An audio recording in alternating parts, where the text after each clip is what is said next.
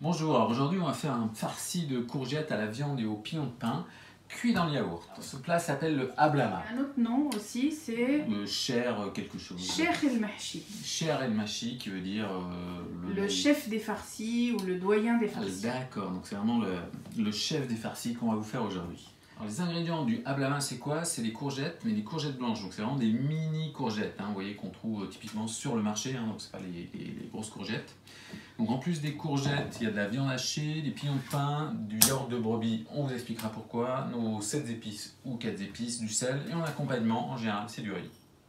Alors là, on va préparer la viande pour la farce du hablama. On met un peu d'huile d'olive au fond de la poêle. On met directement les pignons de pain avant que ce soit complètement chaud. Pignons de pain en... comment vous les appelez ça? Des snowbars, non? Snowball. Snowbar. Donc snowbar n'a rien à voir avec la neige, ou voilà, mais ça veut dire pain ou pignon de pain. Donc dès que là c'est bon, là je pense qu'on peut commencer à préparer la viande, non? Qu'est-ce qu'on pense? Ouais, on peut On y va, non? mettre Donc vous voyez là, c'est bien blond. Ok, on y va. Donc on met la viande, on met le gros paquet dans la poêle, et puis il y a la technique d'émietter avant, qui est pas mal non plus. Voilà. On a pris de la viande de bœuf, et maintenant on va rajouter les épices, donc les 7 épices. On y va. Voilà. Si vous n'avez pas 7 épices, vous pouvez rajouter les 4 épices, et ensuite le sel.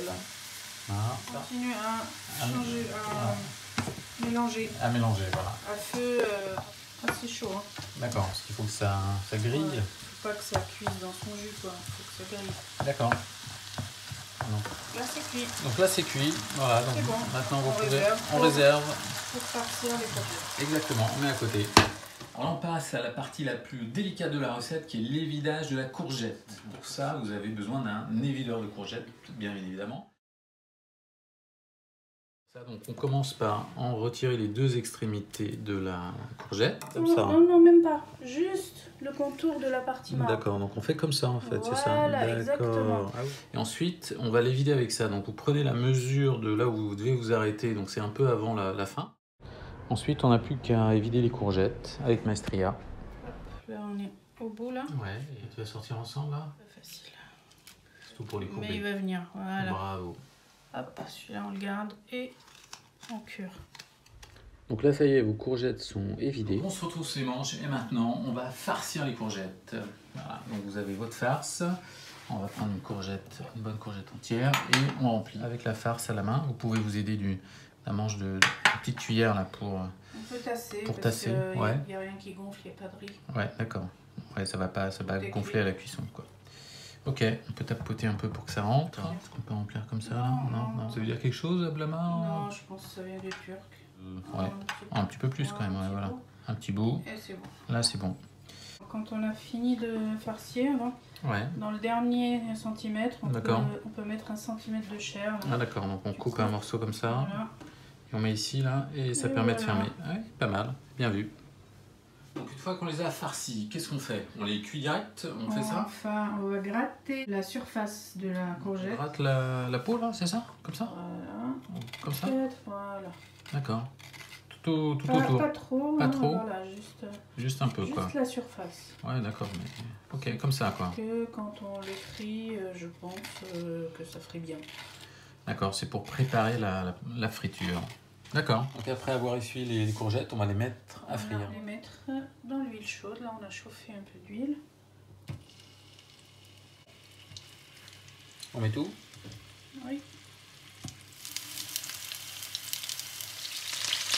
On retourne. Qu'est-ce qu'on explique là? Quand c'est comme ça, on les retourne? On met les carottes de l'autre côté.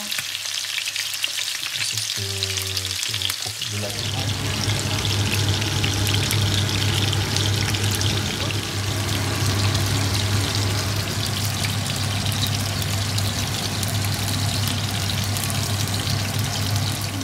Les courgettes, on va mettre les centres les cœurs de courgettes à frire. Pareil, on va les saisir un petit peu, les colorer. On va reprendre voilà, filmer ça.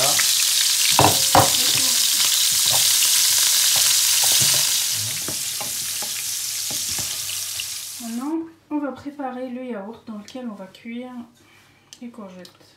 D'accord, donc on a pris du yaourt de brebis et vous savez pourquoi on a pris du yaourt de brebis? C'est parce que le yaourt de brebis ne coagule pas à la cuisson. Ne caille pas. Ne caille pas, oui, c'est ça. Ne caille Deux 3 règles, soit on prend du yaourt du brebis, Ouais, ou on met du maïzena dans du yaourt de vache. d'accord. Et deuxième règle, Ouais. ne jamais couvrir le yaourt Ah oui quand il cuit. Pourquoi? Sinon, Sinon, il caille. Sinon, il caille directement. Alors, on va fouetter. D'accord. On va rajouter un petit peu d'eau dans Et là des... Là, on mélange. Voilà. Soit un peu liquide. Faut qu'il c'est ça. soit un petit peu liquide. D'accord. Est-ce qu'on peut faire On ça va avec, rajouter. avec du yaourt de chèvre, par exemple?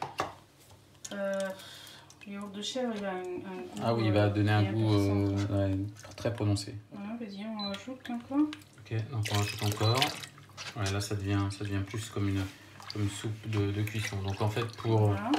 On peut 4. le mettre sur le feu maintenant. D'accord, donc pour 4 gros yaourts de brebis, on a mis l'équivalent de 2 yaourts d'eau en plus. Voilà. Et là, on va ajouter du sel et des sels d'épices. Et on rajoute des sels épices. On en met quelle quantité comme ça? Top, ça? Ok. On mélange, oui. Voilà, on brasse. Qu'est-ce qu'on fait? On met les courgettes tout de suite ou on attend que ça On va chauffe? attendre que ça chauffe, que ça bout, et après on va mettre les courgettes. On va préparer du riz à côté. Donc la recette de riz est déjà Ah oui, détaillée le sur riz aux cheveux d'ange, là, typiquement, là, c'est ça? Exactement. Ah ok.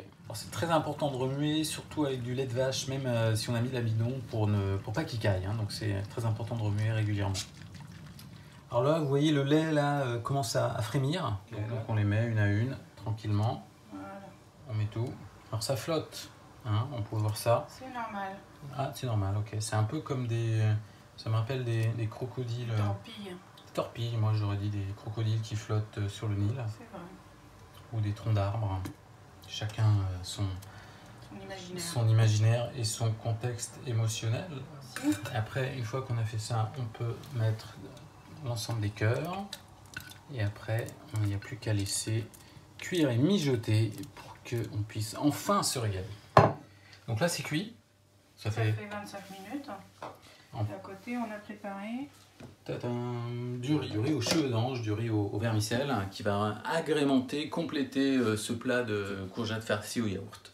Alors ça y est, votre plat de hablama, hein, de courgettes farcies au yaourt est prêt. Il n'y a plus qu'à déguster.